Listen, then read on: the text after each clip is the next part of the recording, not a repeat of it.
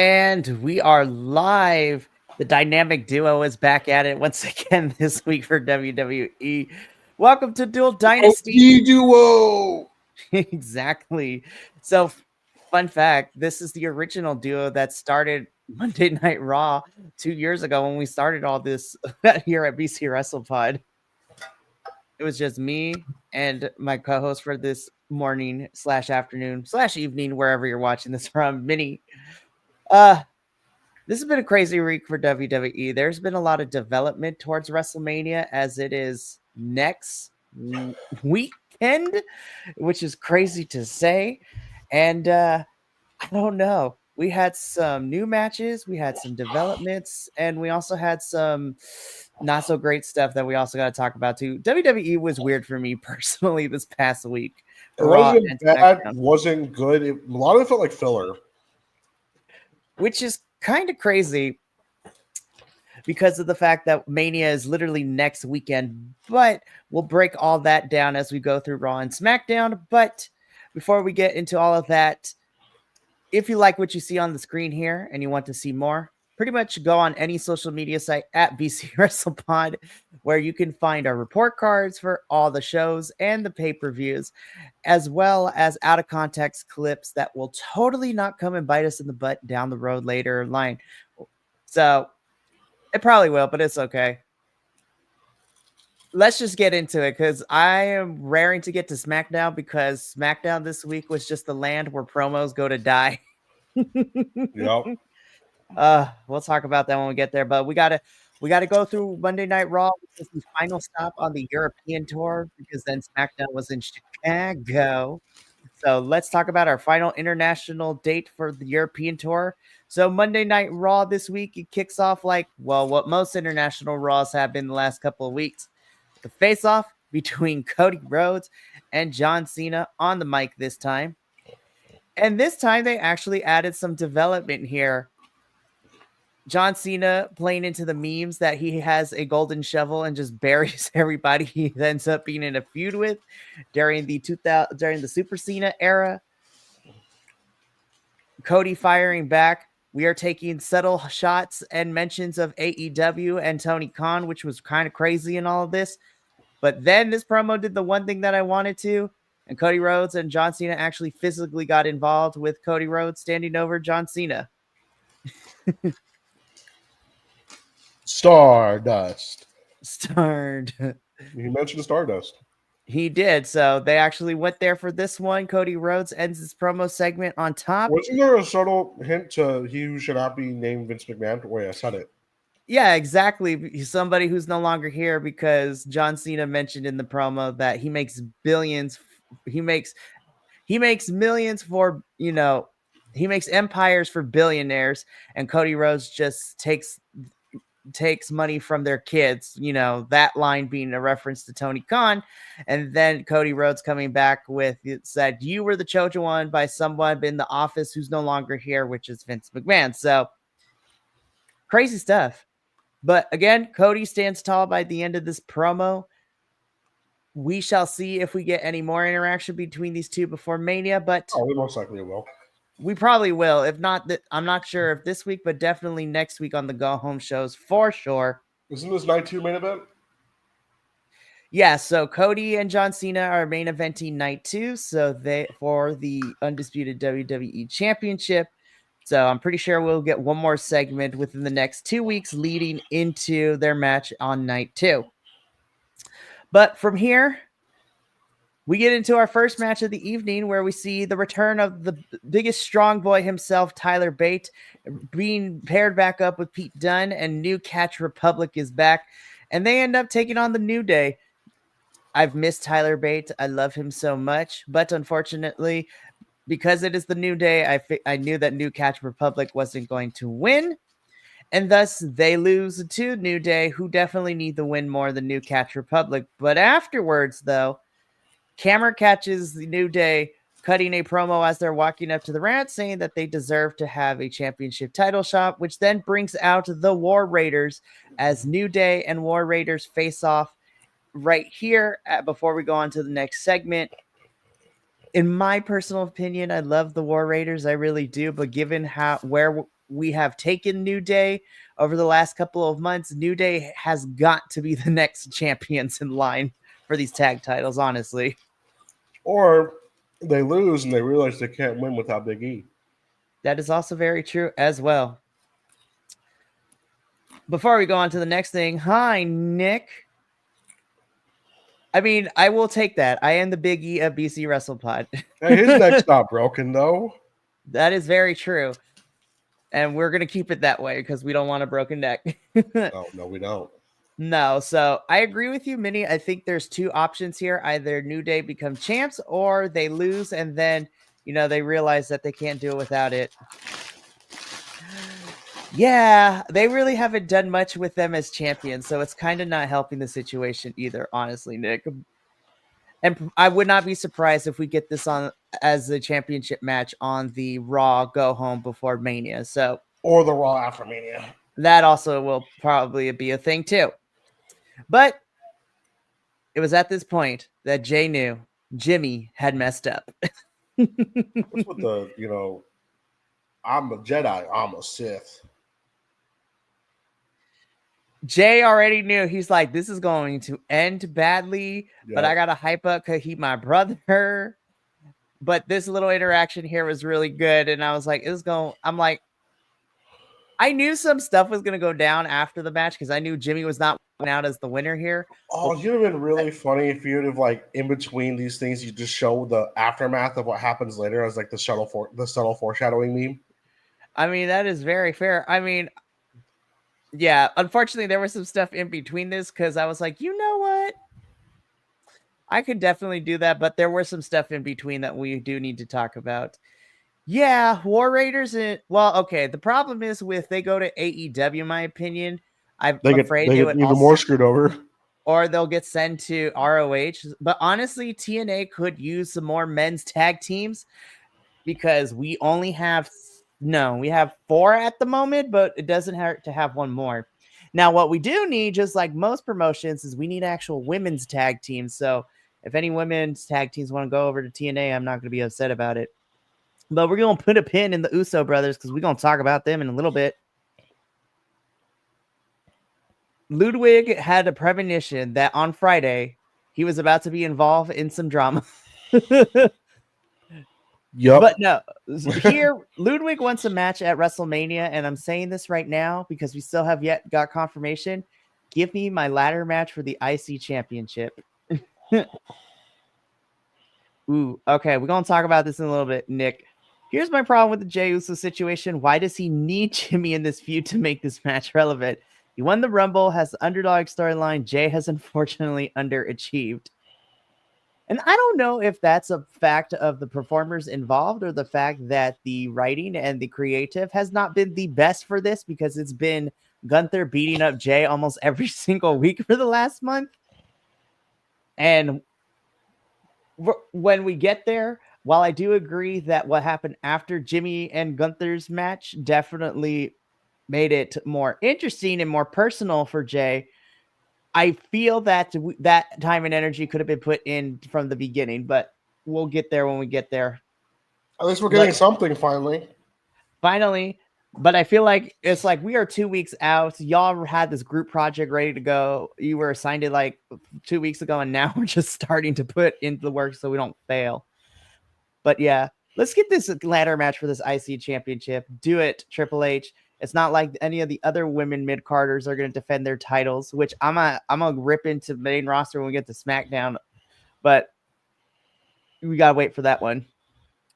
So we get Gunther versus Jimmy. Jimmy unfortunately loses, and I'm gonna go back to this real quick. So Jay knew that Jimmy was not walking out of here. So this was literally 10 minutes ago where we had the brothers backstage going back and forth, and then this is where we're at. Oh my goodness. Oh, but it gets crazier too. So hey, look, his face matches his shirt. For reals. But yeah, Jay being zip tied, Gunther choking him out, making Jimmy bleed, licking his blood like a weird vampire. On the one hand, this has made it more interesting and made it more personal, but at the same time, we could have used this same angle and time and energy into making a very unique story for Jay and Gunther that did not revolve around Jay being beat up every single week for no reason. I mean, I can see why Jay's getting his ass beat every week. They had to rebuild Gunther's aura, but he got his aura back. I'm gonna say that Gunther out here aura farming, but at the expense of the boy Jim, Big Jim. Jimmy has been banned to the Shadow Realm for the remainder of his Mania build. Yeah, Jimmy got put in the He lost the duel. He lost a shadow dude. He tried to use the Seal of Vorki Calcos and it didn't work. For No, those it of you didn't. who are real nerds, you understand what I'm talking about. Oh my goodness, our childhoods. We love that. Am I still looking forward to the match at Mania? Absolutely. Oh yeah, I'm waiting to watch Jimmy super kick him 19,000 times to win. Let's go.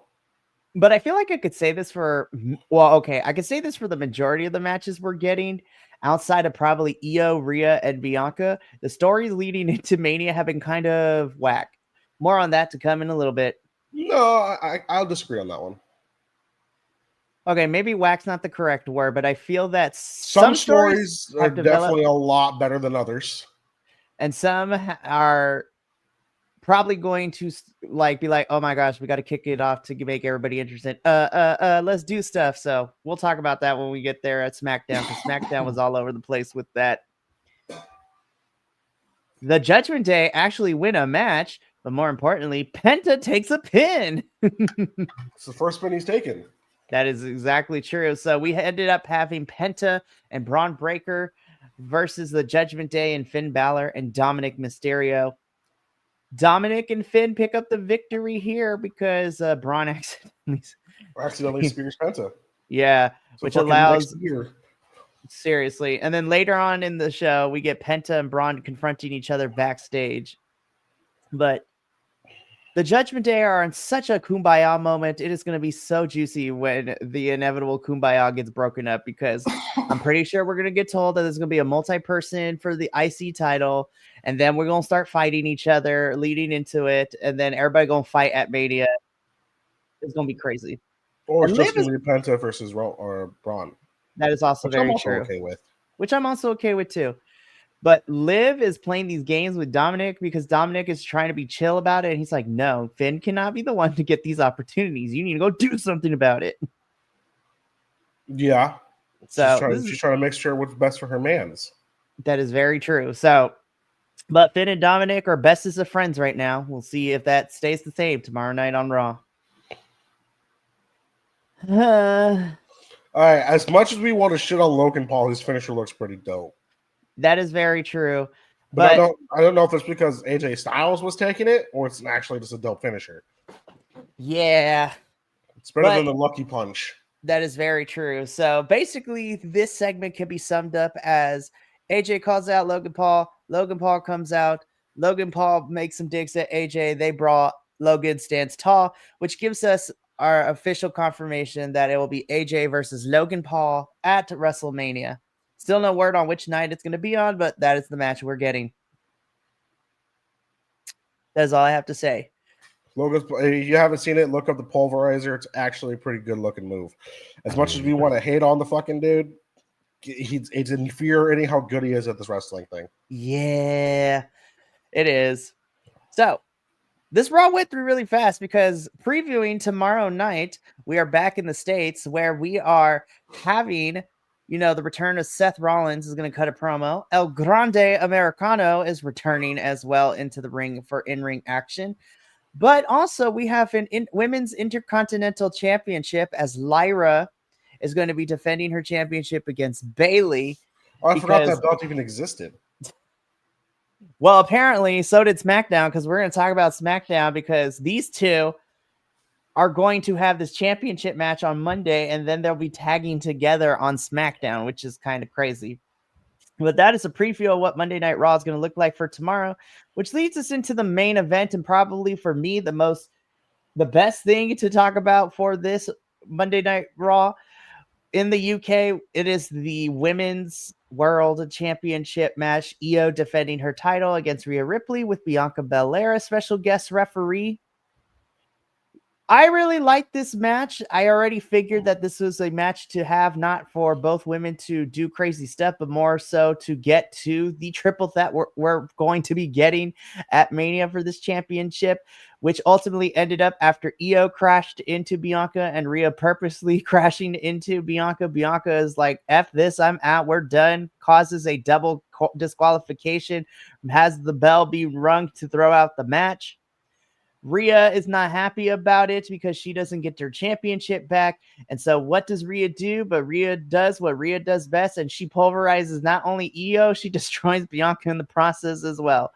Mommy is not happy, and she destroyed both Io and Bianca for Monday Night Raw to go off the air. And so I'm like, tomorrow night, we better be getting this confirmation that we're getting this triple threat at Mania. But yeah, so by the way, shout out to Bianca for selling getting destroyed by Rhea. That was great. Everybody was selling. Some of the sales this week have been really good. No, absolutely. So that has been Monday Night Raw. Now, let's open this can of worms for this week for SmackDown, because good God Almighty. Yeah, Raw happened. Let's get to the shit show that was Friday night Botox Skeletor. Okay, there was a lot of things that went down on SmackDown, so apologies if we went through Raw kind of fast, but honestly, Raw was kind of filler for the most part. Yeah, it was filler. So now let's get into the can of worms that was SmackDown. We're going to talk about the good, the bad, and the what the fuck was that. So let's start off with what kicked off the show, where we have CM Punk calling Paul Heyman out to the ring because he wants to cash in his favor. Paul Heyman's like, I know what you want, but you're going to have to say it in front of Roman and everything. So this literally sets up what's going to happen at the end of the show. Paul Heyman, I love you on the mic. You are one of my favorite characters in this WWE universe. It's just so fantastic. So we are going to revisit to Mr. Heyman and Mr. Punk later down when we get to the very end of the show. But this literally is setting things up because Punk wants to tell Roman to his face, but Roman's not here at the moment. And so we will come back to everybody involved in this later when we get to the final part of the show. Because first, the debut of Rey Fenix is here. Do you like how him and Penta's logos kind of match up? Well, it makes sense because to me the other week, like their logos are very similar. Yeah. And to be fair, like we know that eventually they're going to put Penta and Rey back together to form the Lucha Bros, but both of them are going to be on their own for a little bit, which I'm happy about because I think both of them deserve to go on a singles run really quickly before they get in to become a tag team. So Rey Fenix's debut match is against the one and only Nathan Frazier of NXT. He's one half of the current tag team, the NXT tag team champions, him and Axiom forming Fraxium. This match was solid. I already knew this match was going to be fantastic once I saw that Nathan was being paired up against Rey, and I'm just like, oh, this is going to be a good match. So, Rey, I'm going to put it out there. I'm speaking for the devs for the WWE 2K games. Mm-hmm. You just gave him all massive headaches with your goddamn entrance. The rope bounce that he does on his entrance, the devs are going to have a field day with that one. Oh, absolutely. Which we love. Oh, absolutely. So we get the debuting Rey Fenix versus Nathan Frazier. Fantastic match. There was only one part of the match where it was quite scary when Nathan went through the middle rope for a rope dive and his feet got caught. But Rey Fenix saved this man's life. This was good. This was fantastic. Rey Fenix, of course, picks up the victory here. And then afterwards cuts a promo where the biggest point to here is that he's always wanted to say this, that Rey Fenix is WWE. And I cannot wait to see him because he gets to have a match next week, which we'll talk about when we preview next week's show. But I'm happy that Rey is here. Both Lucha Bros are finally here. And I cannot wait to see what they do on the singles run before we get them back as the Lucha Bros. He did a pile driver, didn't he? Like a brainbuster pile driver move. Yep. We're getting riskier moves in WWE, fellas. I love it. And then poor Dragon Lee is just sitting somewhere in the corner watching all this go down. Oh, Dragon. They shouldn't have called him up because if they weren't going to have a plan for him. He could have done fun stuff in NXT, but I digress. He could be doing fun stuff now. The latest DLC to the next Yakuza game is here. I'm just kidding. Captain Drew McIntyre is here. And he cuts this pre-tape promo talking about how every interaction with Damian Priest has always been from behind. Damian attacking Drew when he cashed in at Elimination Chamber, Royal Rumble. So he wants to have a face-to-face with Damian and to finally face-to-face him and not attack him from behind. I love this eye patch. I need Drew to keep it for the next couple of weeks. I feel like he should be on the bottle of a Captain Morgan bottle. Seriously. Captain Drew McIntyre is what he's going to be known as for the next couple of weeks. Captain Drew McIntyre. I can never be mad at Drew. I love Drew. He seems to be having a lot of fun with what he does. And I'm like, you know what? That's all that matters. Yeah. Oh, my goodness. I love this. I love Drew so much. This is fantastic. Yeah! I'm going to save this picture as a meme. But we get LA Knight versus Tama Tonga, which I already knew LA Knight was going to walk away the winner here. But this picture is my meme that we're going to save. This man is so intense. I love him. And the wife says you get to go out with the boys. Yes. This is going to be me tomorrow night when we announce that triple threat between Rhea, Bianca, and Io officially and get the graphic. I have nothing else more to say. This picture says it all. I loved it. Meme. Paul Heyman is just always stressed out every time he's on screen. Because Seth comes in, he talks to Seth, and Seth's like, so what's his favor right here? And Paul's like, you'll find out later, I promise. So good on you, Seth. And funny enough, this is the most dressed down Seth I have ever seen too. He's wearing gray. He's wearing gray. It's like kind of normal. I mean, he has the Bray Wyatt boots on and the big old sunglasses, but this is like the least extravagant I have seen Seth be, which is kind of crazy. But he realizes, like, I'm just here to visit on SmackDown. I ain't about to be fighting and everything. So this is going to be crazy. So from here, we get into... So I had to slow it down to get this picture right here, but we get another vignette. And this right here, I was like, Aleister Black is coming back, y'all. It's very soon. I cannot wait.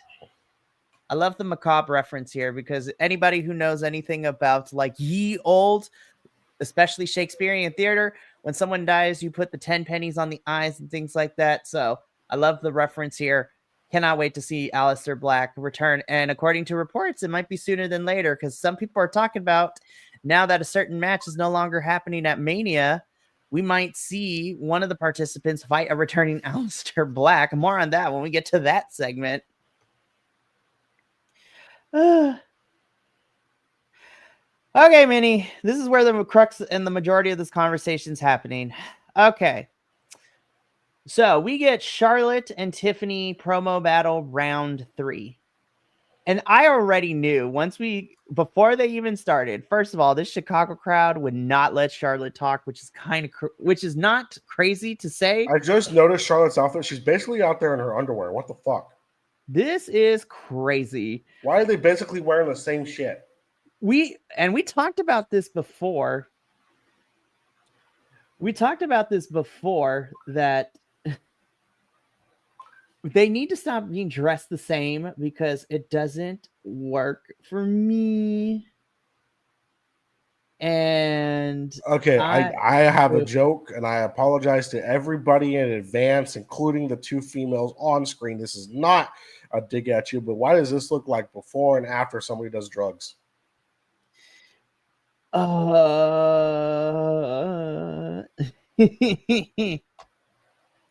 I'm just like, I mean, you're not wrong.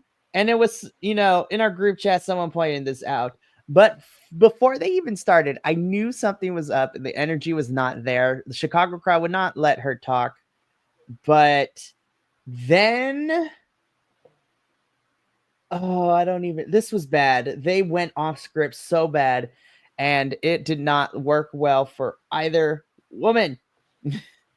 The best. Okay, so I had a conversation Here's with. the only thing I got from this entire segment is apparently Kaiser gets down for Botox Skeletor. Yeah. So That's the okay, only so thing I got.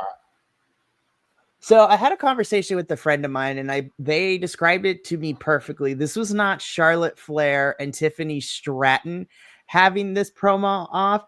This was Ashley and Jessica, which are the government names for Charlotte and Tiffany, going at each other.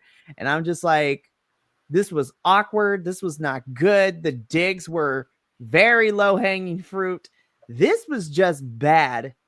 And to me, this has just, I'm still looking on paper. I still think the match is going to be great, but I no longer care about whatever we're trying to do between these two, like feud and story wise.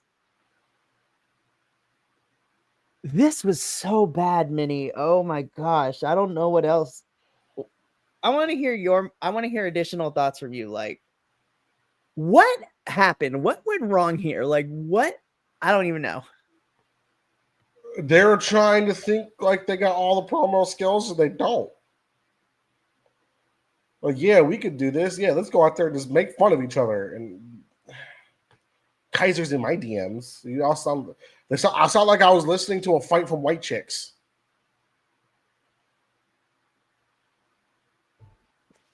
I really hated this, and normally I haven't been the biggest fan of the promo offs between these two, anyways. But this one was really bad. Like, nobody walked away looking good from this one. And honestly, this promo has made me so disinterested in where we're spending the next 2 weeks before this match.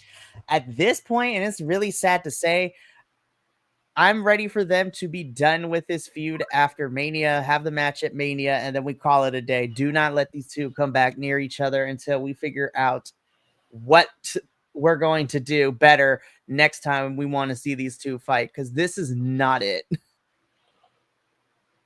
I mean, this promo was so bad it made Wade Barrett look bad.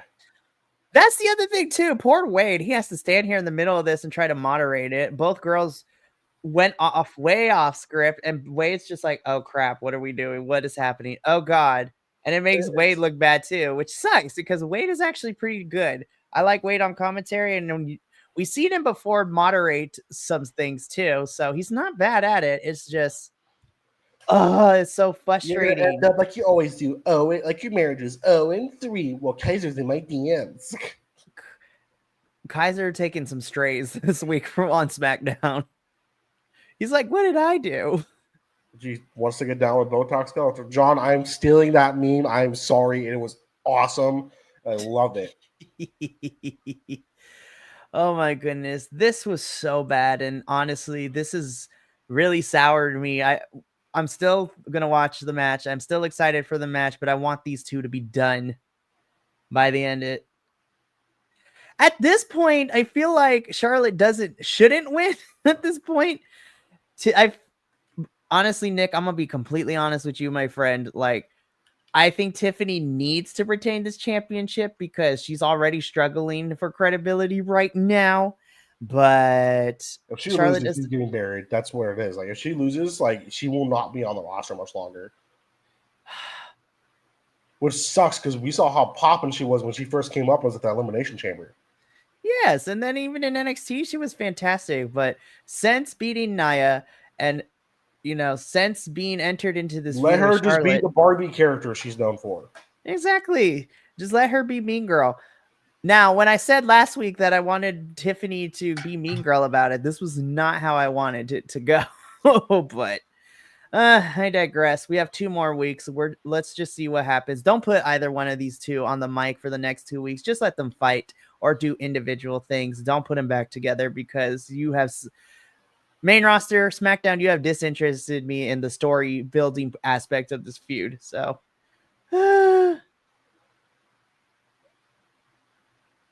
this is why I wish you were here. So you could talk about a crosswave, but Tiffany crushed Charlotte in the moment and made Charlotte look bad. Wait, I thought you were working. Yeah, that was the other thing too. Once she brought up Rick, everyone lost their minds.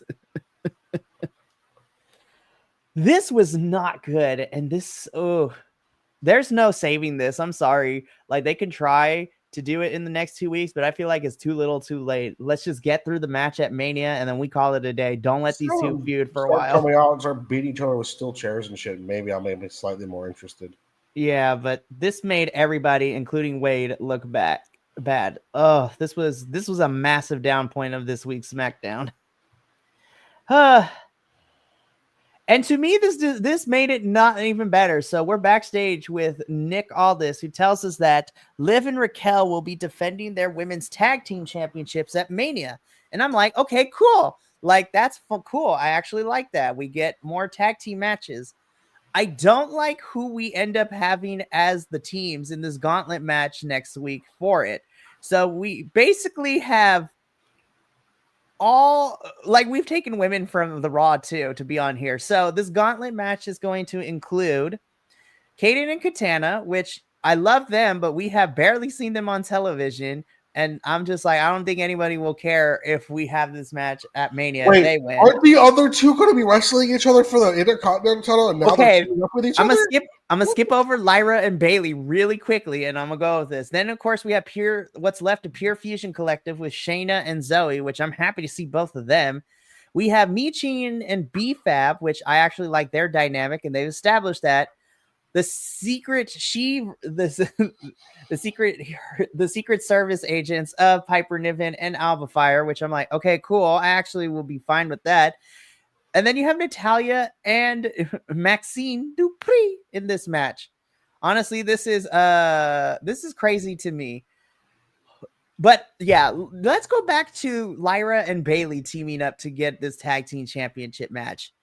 They are fighting each other on tomorrow night on Monday Night Raw for an Intercontinental Championship. What the flip do you mean they are also going to be fighting to see if they get a tag team championship opportunity match at WrestleMania? What in the backwardsness is this? I am pissed.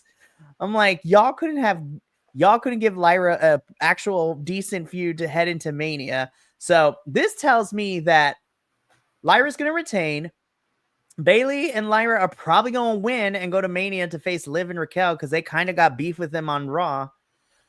But at the same time, I'm just like, Lyra's probably not going to defend her championship. And unless we get some development in the next 2 weeks, it seems that Chelsea's also going to be missing Mania too and not defending her championship either.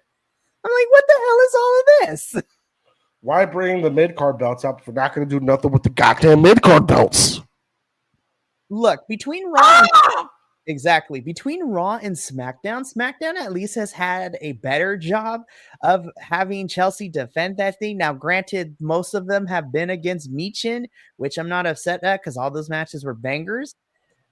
And it seems if Lyra's not defending her championship, then this is where, according to the Fightful and other rumor reports too, that means that if Lyra's not defending her championship, and she probably is going to end up being with Bailey to go after Liv and Raquel in that tag team match, then that means that Chelsea needs to be on Mania. And if the rumors are to be reported, I think we actually might be getting Chelsea versus Zelina for the championship, which is cool and everything. I just hate that we haven't properly built no proper feud for it. But at the same time, no offense to Lyra Valkyria, the reason why the United States Championship looks better is because the president, Chelsea Green, has been one of the best things that's been happening.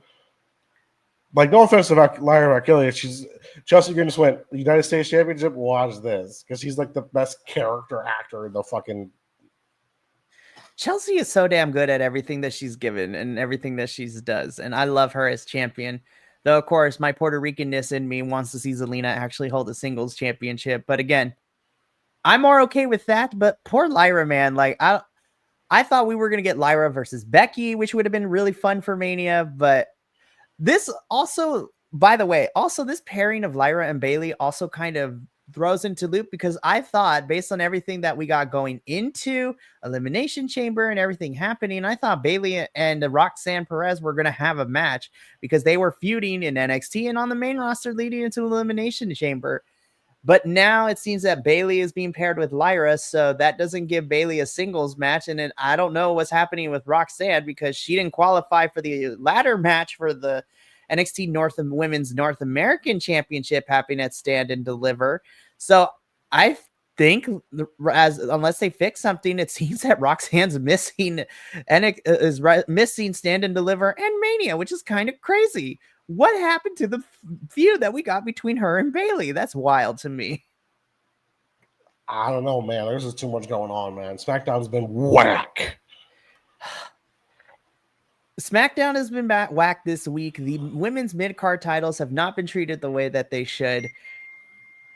Chelsea has been doing the best job. She is the best women's champion right now, and her character is fantastic.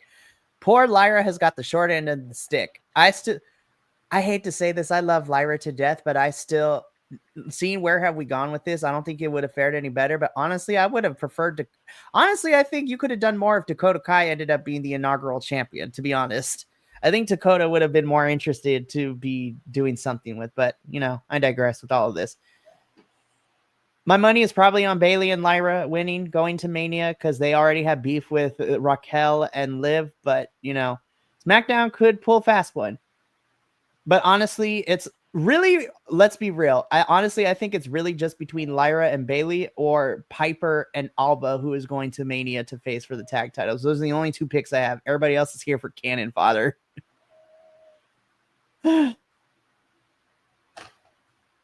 We leave this image. This is a pretty good match. Motor City Machine Guns win. They are now number one contenders for the Street Profits Tag Team Championships. So, cool. I love that.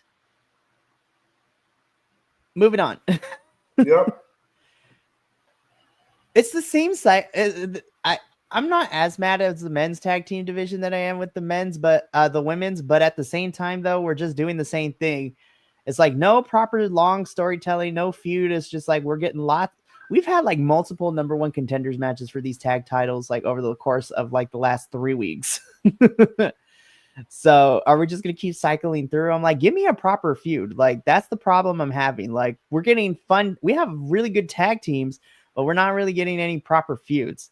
So this championship match will probably end up being on the SmackDown Go Home before Mania. I'm going to be completely honest. So I wouldn't be surprised. I wouldn't be surprised. But anyways, we move on. So this I already knew was going to go only going to go one way. Before the match even started, we have a brawl between Naomi and Jade. Naomi then gets to have her match against B-Fab, beats B-Fab in 2 minutes. Then, more fighting happens.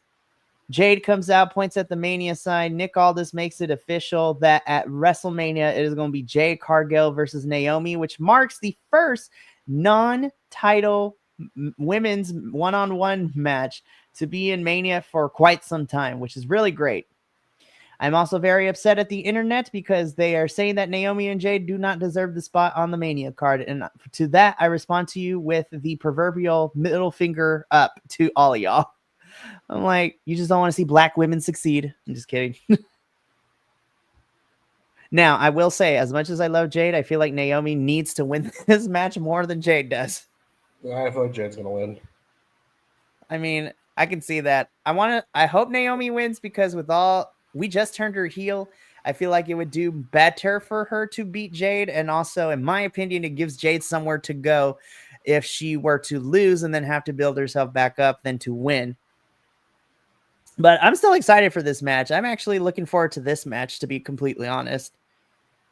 I am happy to see that we're getting lots of women's matches on Mania this year, but at the same time, we need to do better when it comes to the build of feuds and stories for them. This one, I've actually enjoyed the feud and the story we've gotten so far. Moving on. The bisexual Undertaker in a pre-tape promo says that he is going to fight Drew McIntyre on site.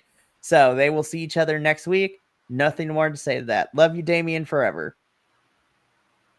I cried here because Kevin Owens lets us know that he has to get a surgery on his neck. He's been dealing with his neck injury for 4 months, which thus leads us to Nick Aldis telling Randall Keith Orton that he no longer has a match at Mania. I am so sad that Kevin Owens is going to be out until further notice. And I was actually really looking forward to Kevin Owens versus Randy Orton. So Yeah, Randy, he said as it of was right now, doesn't have a match. a neck injury that happened 4 months ago in a regular match. Do you know what happened 3 months ago? The ladder spot. He took the Alabama slam to the ladder. And then after that, he took the spot on the chair during his and Sammy's match at Elimination Chamber. We wish speedy recovery to Kevin Owens. Randy Orton needs to be on the card. It just sucks that all this happened. So one of two things is probably going to happen. It might be Randy versus Nick Aldis because he RKO'd Nick Aldis after all of this. Or if the other reports would be true, and the one I prefer, have Randy Orton fight Aleister Black. I don't know what else you can do. I don't know. This just sucks. Poor Randy and poor Kevin. Like, ugh. Especially Kevin, man. Speedy recovery to you. We'll see you when you get better. Love you, Kevin. It's crazy. This match was also crazy.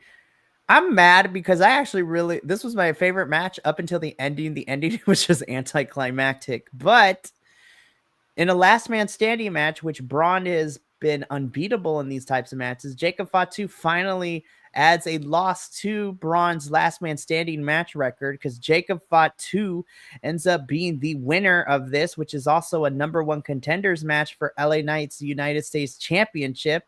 And because Jacob beats Braun and wins the match, at WrestleMania for the United States Championship, it is LA Knight defending the title against the Samoan Werewolf Jacob Fatu.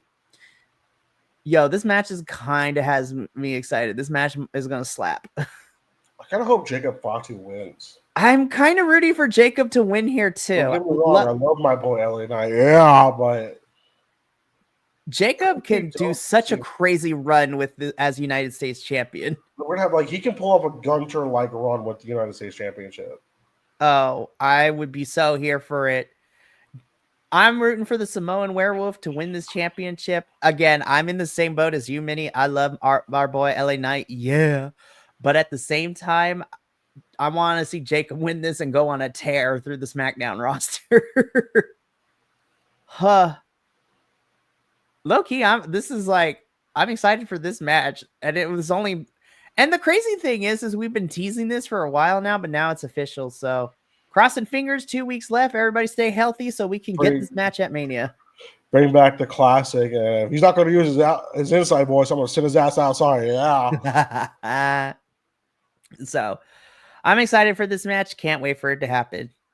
Previewing what's happening next week on SmackDown. Again, we have the women's tag team gauntlet match to determine Liv and Raquel's opponents for Mania. We get another singles match between Rey Fenix, and this time he's taking on Berto of Los Garza. So actually think that's going to be a fire because it's Mexican wrestler versus Mexican wrestler. So y'all know they're going to tear the house down.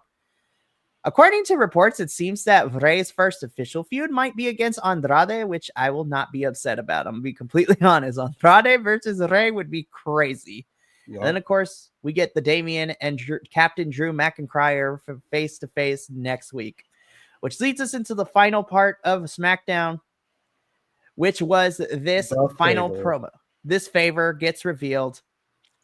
First, Roman Reigns tells Paul Heyman that he wants to know what the favor is, but before he could do that, he wants Punk to get down here so he can find out from Punk what the favor is. Instead, we get Seth Rollins trolling everybody by coming down, also stating that he wants to know what the favor is and tells Roman that he's just here to spectate, but he's also here to find out what this favor is. Cue CM Punk coming down to the ring, and we come to find out in this promo that the favor that Punk is cashing in is that Paul Heyman has to be at CM Punk's side, ringside, for this triple threat at Mania. So the wise man is not going to be in the corner of Roman Reigns like he always is. He's going to be in the corner of CM Punk. Roman's not having it. Seth is in the corner laughing his butt off, and Punk ends up just, we get a brawl. Punk and Seth face each other. Roman's on the floor, and that is how, with Paul Heyman looking like he got caught cheating with the other woman. I have a feeling that he's going to turn on Punk in the match. this is going to be an interesting one for sure. Paul Heyman is either going to screw Roman or screw Punk out of the win in this match. I just realized Punk's shoes. Those are dope. Right?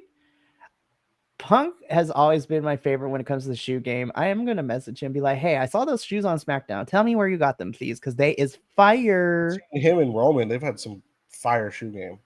For reals. But this is the image that ends SmackDown this week. And that brings us to the end of a very weird week of WWE television. Yeah. This was a rough week for sure. Weird. Raw was entertaining, but it was mostly filler. SmackDown was no in between. There was parts that were fantastic, and then there was but the bad stuff was really bad. So, oh my goodness! But we are 2 weeks away from Mania, which is crazy to think about. Next, 2 weeks away is kind of crazy. And we also have a crazy week this week here at BC WrestlePod. Tomorrow evening, you can catch myself and Adolfo. We will be heading on back over to Japan as both of us review the New Japan Pro Wrestling Sakura Genesis show, where we have some new champions and new stories going into the next show, which is the following week in Chicago, Illinois, with Windy City Riot. So that is tomorrow night at 5:30 p.m. Pacific. On Tuesday, 6 p.m. Pacific, the AEW crew of myself, the Professor, and JVL will be reviewing AEW's Dynasty pay-per-view, which is going on tonight, which is going to be crazy. Then on Wednesday, we get a double dose of reviews at 5:30 p.m. Pacific is the NXT review, as we are also 2 weeks out from Stand and Deliver. And then later on that evening at 8 p.m. Pacific, the CMLL crew will be reviewing the most recent episode of Viernes Espectacular, as well as talk about some of the CMLL talent that had matches at MLW's Battle Riot last night, and also talk about some news in the world of wrestling when it comes to Lucha Libre. Then on Friday, you can catch the TNA crew as we review another exciting episode of TNA Wrestling, as we are getting closer and closer to Rebellion in Los Angeles, which is so exciting. It's going to be a lot of fun. And then come on back next Sunday as we will be talking about this past week's WWE, and then the madness will begin as we will officially next Sunday be in the middle of WrestleMania Hell Week. So stay tuned. So stay tuned this Wednesday at 8 a.m. Pacific as I drop our whole WrestleMania schedule and who's involved with all of that. It's going to be such a great time. I cannot wait. But me and Minnie going to get up on out of here. So we hope that you all watching at home enjoy the rest of your day, evening, morning, wherever you're at. And from us here at Dual Dynasty, as well as the rest of the BC WrestlePod family, remember, take care of yourself, love one another, stay iconic, and more importantly than anything, you always deserve to finish your story. We will catch you later this week for more BC WrestlePod goodness. But until then, sayonara, adios. And Minnie, remind the folks at home, why do we do what we do here at BC WrestlePod? Well, Mikey, we do what we do here at BC WrestlePod simply because we wanted to. We'll catch you tomorrow night for New Japan, but until then, sayonara.